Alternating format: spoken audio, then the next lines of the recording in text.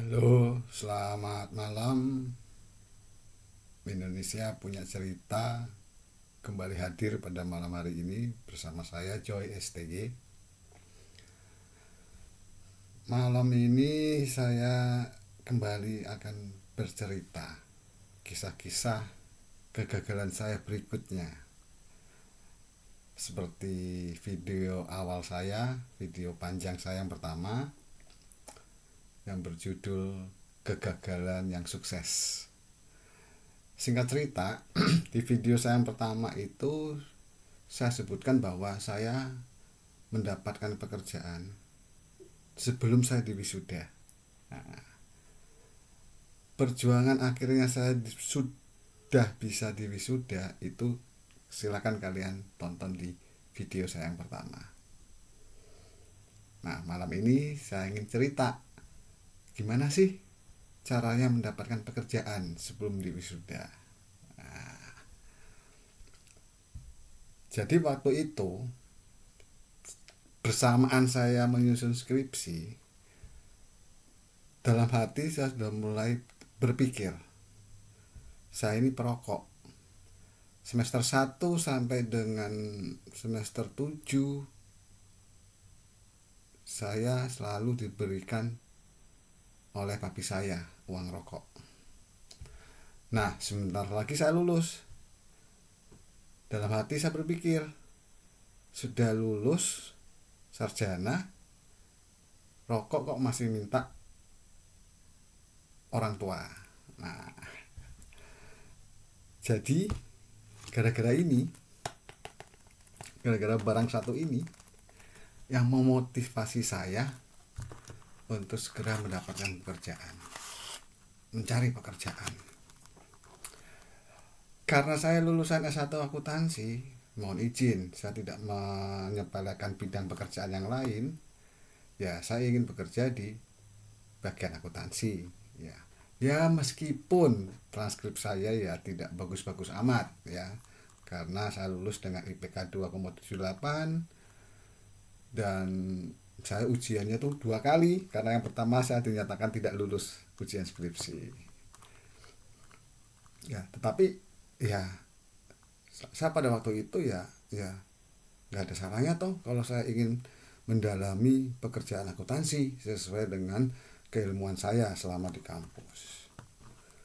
Ya, akhirnya ya saya mencari-cari info karena kebetulan kampus saya adalah PTS yang cukup punya nama di kota Semarang, dan dia sudah menjalin kerjasama khususnya yang prodi S1 akuntansi ya, menjalin kerjasama dengan beberapa kantor akuntan publik di kota Semarang. Jadi sudah banyak sekali iklan-iklan lowongan pekerjaan. Waktu 2003 kan lowongan pekerjaan ditempel ya di papan-papan pengumuman. Saya langsung menuju ke sana. Singkat cerita, saya cari-cari ternyata ada nih salah satu KAP yang pada waktu 2003 itu cukup punya nama. Banyak sekali lulusan dari kampus saya yang diterima bekerja di KAP tersebut. Saya lihat syaratnya. Saya cukup kaget karena yang diminta cuma minimal IPK 2,75. Nah, bagi saya ini kesempatan karena IPK saya kan 278, otomatis masuk dong. Kemudian langsung saya hubungi bagian administrasi, saya minta tolong dibuatkan SKL karena memang saya belum wisuda, jadi saya belum dapat ijazah. Saya lulus yudisium kalau tidak salah. Akhirnya dibuatkan, selesai SKL-nya, saya lengkapi dengan transkrip sementara, saya apply, saya tulis surat lamaran, kemudian saya apply. Saya kirimlah ke KAP tersebut di jalan atau kawasan Purianjes Moro Semarang. Bagi saya sih ya sudah, yang penting saya sedang cepat dapat kerjaan karena supaya saya tidak minta uang rokok lagi sama almarhum papi saya. Oke, saya apply, saya tunggu kurang lebihnya seminggu. Kemudian saya dapat telepon. Zaman dulu 2003 HP belum ada kayaknya ya, atau jarang ya. Jadi telepon di rumah menanyakan saya posisi di mana, apakah bersedia untuk datang memenuhi panggilan di kantor KAP tersebut. Kemudian ya sudah saya datang. Saya datang, singkat cerita diterima oleh staf di sana, kemudian saya diberikan soalnya itu ya karena KAP ya itu kan berarti auditor ya, jadi soalnya ya akuntansi dasar, pengantar akuntansi, kemudian auditing, kemudian akuntansi keuangan, kemudian sistem informasi, banyak lah pokoknya saya kerjakan. Tetapi saya dalam hati sebelum mengerjakan sudah yakin ini kayaknya sih saya nggak bisa nih, karena memang pengantar akuntansi saya lulus dengan nilai C, auditing saya juga dengan nilai C, hanya sistem informasi aja yang nilainya bagus tuh. AKL juga saya C kayaknya. Jadi ya gitulah, mahasiswa seperti saya pas-pasan nilainya. Singkat cerita saya kerjakan soal-soalnya itu. Memang udah bisa, tapi ya saya berusaha semampu saya demi ini gitu kan. Oke, saya kerjakan, terus akhirnya selesai, diminta oleh pegawai, oke mas, nanti kami callback kembali. Ya sudah, saya pulang ke rumah, ya perasaan saya biasa aja, tapi ya sudah tidak berharap banyak lah, karena memang tesnya saya tidak bisa ngerjain. Singkat cerita, seminggu saya ditelepon oleh KAP tersebut. Nah, nyatakan, Mbak, bisakah datang untuk interview? Wah, dalam hati saya bicara, saya tidak bisa ngerjain tes, tapi kok dipanggil lagi gitu kan. Tapi berhubung saya juga waktu itu kan masih masa-masa liar saya ya, zaman-zaman saya liar dulu ya, jadi ya tidak ada malu lah, ya pede-pede aja. Datang saya ke kantor KAP tersebut, kemudian diterima di ruang tunggu, ruang tamu, kemudian dipersilakan masuk ke ruang meeting. Nah, di ruang meeting itu kemudian sudah ada 3 officer, 1 senior auditor, yang 2 junior auditor. Senior auditor langsung kasih saya soal. Mas Adi, silakan berdiri. Ini kita sediakan spidol karena memang ruangan meeting itu ada whiteboardnya juga. Ya silakan dituliskan ya. Nanti saya ngomong transaksi, Mas Adi buat jurnal umumnya. Sudah, sebutkan transaksinya. Apa jurnalnya mas? Saya tulis. Salah.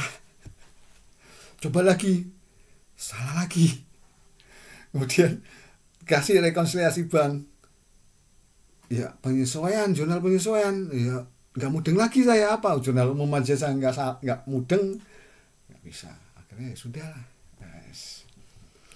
Singkat cerita pulang, saya tunggu lagi seminggu, saya dipanggil lagi sama KAP tersebut.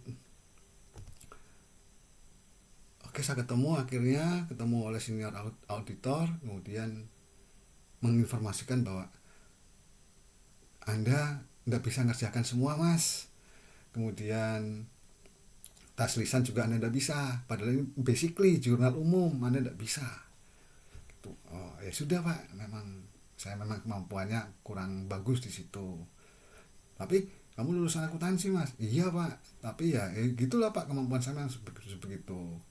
Kemudian karena mungkin dia melihat saya punya aura yang pingin bekerja, akhirnya dia bilang, mas boleh tahu kah ya motivasinya untuk dapat kerjaan itu apa mas gitu. Ya, saya ngomong, ya pak, saya ini perokok, selama saya kuliah uang rokok dapat gratis dari papi saya, tapi setelah saya lulus ya saya malu mas kalau saya minta uang ke papi saya untuk beli rokok. Oh alah gitu toh. Iya. Terus akhirnya senior itu ngomong ke saya, mas mau nggak tak coba ya ke mantan ya alumni dari KAP tersebut, ternyata sudah mendirikan KAP-nya sendiri. Ya oke, singkat cerita, di mana pak? Ya masih di kawasan Purian Jasmoro ini juga. Oke, berarti nanti mas tinggal tunggu callback-nya dari KAP itu. Oke.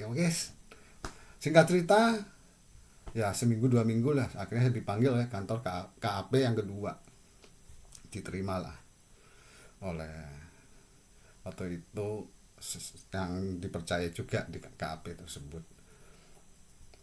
Ya kemudian oke mas, dari PTS ini ya mas ya, ini nih kemarin ngelamar ya di KAP yang satunya itu ya. Iya, terus nggak bisa ngerjain mas ya? Nggak bisa pak. Gitu. Waduh, padahal kamu nih lulusan akuntansi loh, kampusmu itu semua orang kenal di Semarang, dan banyak alumni yang banyak keterima di auditor di KAP itu. Wah, kok dalam bahasa Semarangnya sih kok gak iso piye mas, nah gitu. Akhirnya ya sudah mas, kamu kerjain, soalnya masih sama, pengantar akuntansi, AK, terus auditing, kemudian ya sistem informasi. Ya sama, akhirnya saya nggak bisa ngerjain.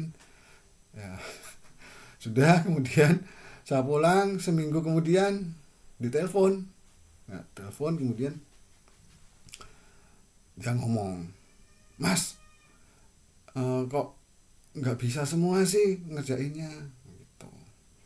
Ya, dalam hati waktu saya terima telepon dipanggil lagi, saya dari rumah udah ngomong, "Ini beneran kah kalau saya dipanggil interview lagi atau dipanggil tes lagi?" Gitu. Akhirnya saya tetap datang ke KP yang kedua itu, dan benar dibilangin, "Mas, kamu gimana nih, udah bisa ngerjain semua?" Ya karena waktu itu saya masih liar-liar ya kan, jadi ya, tanpa malu-malu dan tanpa basa-basi ya juga saya ngomong kembali ke bapaknya itu, "Loh, bapak ki ya lucu, sudah tahu saya nggak bisa ngerjain, nah pas saya dipanggil pak." Ya karena waktu itu saya masih liar lah, masih liar, jadi saya bilang gitu sama bapaknya, "Udah tahu saya nggak bisa ngerjain pak, kenapa bapak panggil saya?" Gitu ya. Kemudian bapaknya ngomong, "Mas, saya udah tahu ceritanya mas. Mas ini pingin dapat kerjaan karena supaya dapat rokok kan, beli sendiri." "Iya pak, betul." Yes. Ya wes ngene wae ya, itu bapaknya ini ngomong mulai. Jadi bisa dibilang ini diplomasi rokok ini untuk deal-dealan pekerjaan.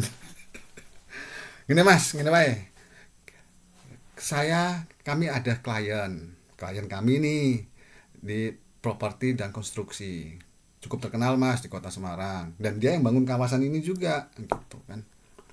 Iya pak, tapi bukan KP, tapi staff accounting aja biasa, mau nggak? Aku gajinya nggak ngerti, tapi ya jangan berharap gaji gede dulu lah mas. Dia ngomong gitu. Langsung saya bilang, "Guys, gak apa-apa pak, gak masalah, yang penting..." Sebelum sempat saya melanjutkan omongan, bapaknya itu bilang, "Yang penting kowe iso ngerokok to mas." Nah. Oh iya betul pak, betul. Ya wes, aku gak urusan loh mas kowe untuk gaji piro, pokoknya aku ngertiku kowe butuh kerjaan karena butuh rokok toh. Ya siap.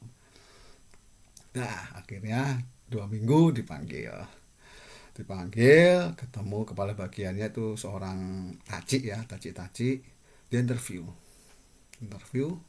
kemudian dia udah tahu mungkin ya ceritanya gitu kan. Akhirnya ya sudah siap, kapan bekerja gitu. Jadi saya ingat waktu itu Agustus 2003, tidak dites lagi ngerjain akunting, soal-soal akuntansi tidak dites lagi. Terus kemudian dia tawarkan gaji segini, ya waktu itu masih di bawah 500 kalau nggak salah.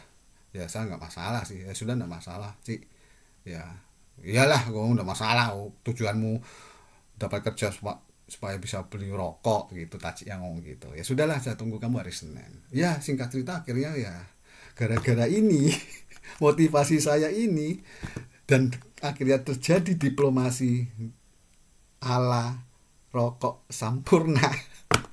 Akhirnya ya saya dapat pekerjaan sebagai staff accounting sebelum wisuda. Jadi setelah pas saat wisuda gladi bersih itu saya udah bangga gitu loh. Wih, lulusan 6 tahun IPK 278, tapi sebelum wisuda saya sudah dapat kerjaan sebagai staff accounting loh. Nah, jadi begitu teman-teman yang bisa saya sharing pada malam hari ini. Jika video ini bermanfaat, silakan ditonton. Jika dianggap hoax dan pembualan, ya silakan di skip saja. Oke, terima kasih. Selamat malam.